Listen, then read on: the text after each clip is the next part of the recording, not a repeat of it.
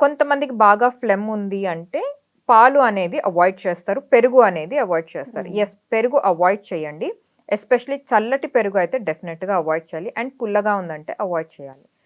ఆహ్, అప్పటికప్పుడు తోడి పెట్టింది పెరుగు పర్వాలేదు తీసుకోవచ్చు. ఒకవేళ సూట్ అవుతుంది అంటే.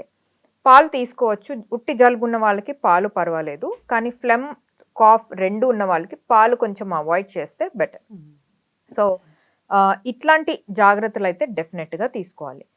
And soups.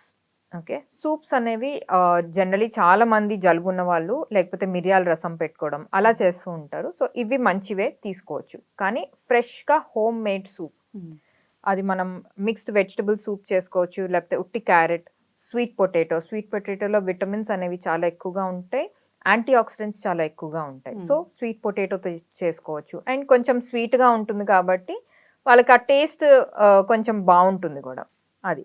లేకపోతే మిరియాల రసం చేసుకుంటుంటే దాంతో పాటు కొన్ని వెజిటబుల్స్ కూడా స్టీమ్ చేసుకొని తినడం వల్ల ఇంకా బెనిఫిట్స్ అనేవి ఉంటాయి.